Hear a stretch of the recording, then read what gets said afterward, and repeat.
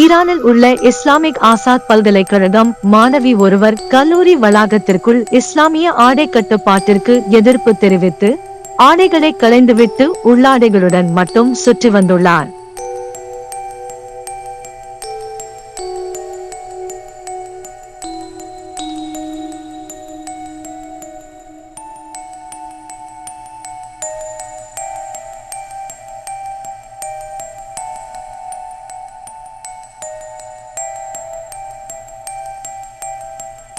ஒழுங்காக ஹிஜாப் அணியவில்லை, அதாவது முழுமையாக தலையை மறைக்கவில்லை என்று ஈரானின் கலாச்சார காவல்துறை போலீஸ் மாஷா அமினி என்ற பெண்ணை கஸ்டடியில் வைத்து 2022ஆம் ஆண்டு செப்டம்பர் மாதம் அடித்துக் கொண்டது.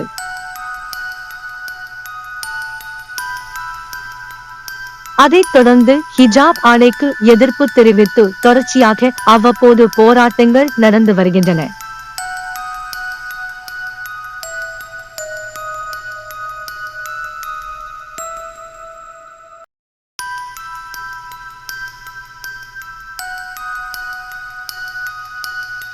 இதுவரை போராடியவர்களில் 500 பேருக்கு மேல் ஈரான் காவல்துறை கொன்றுள்ளது.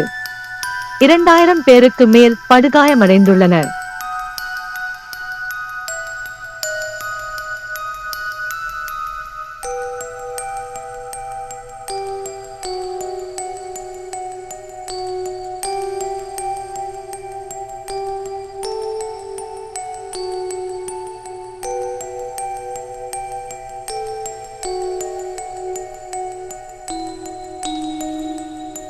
இப்பொழுது 3/11/2024 அன்று இஸ்லாமிக் ஆசாத் பல்கலைக்கழகம் மாணவி ஒருவர் கல்லூரி வளாகத்திற்குள் ஆடைகளை களைந்துவிட்டு உள்ளாடைகளுடன் மட்டும் சுற்றி வந்துள்ளார்.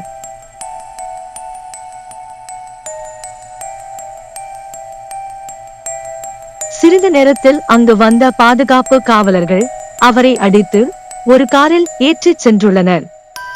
அதன் பிறகு அவர்கள் எங்கு வைத்துள்ளார்கள் என்று தெரியவில்லை. பாசிஸ் தன்னார்வ ஊர்காவல் படையினர் ஆடை கட்டுப்பாட்டை அப்பெண் கடைபிடிக்கவில்லை என்று துன்புறுத்தியதாகவும் அதன் பிறகு அப்பெண் அதற்கு எதிர்ப்பு தெரிவிக்கும் வகையில் உள்ளாடைகளுடன் மட்டும் உலாவியதாகவும் அமீர் கபீர் நியூஸ் லெட்டர் என்ற மாணவர்களின் சமூக ஊடக சேனல் கூறுகிறது. அங்கிருந்தவர்களும் ஆடை கட்டுப்பாட்டுக்கு எதிர்ப்பு தெரிவிக்கும் விதமாகத்தான் அப்பெண் நடந்து கொண்டார் என்று கூறியுள்ளனர். அரசு தரப்பினர் என்ன கூறுகின்றனர்? பல்கலைக்கழக செய்தி அறிவிப்பாளர் அப்பெண் மனநலம் சரியில்லாதவர் என்றும் அவர் வகுப்பறையில் மாணவிகளையும் பேராசிரியரையும் அவர்களுக்கு தெரியாமல் வீடியோ எடுக்க முயன்றதாகவும் அதற்காக பேராசிரியர் கண்டித்ததாகவும் கூறியுள்ளார். மேலும் அவர் அந்த பெண்ணுக்கும் பாதுகாப்பு படையினருக்கும் எந்த தகராறும் ஏற்படவில்லை என்றும் கூறியுள்ளார்.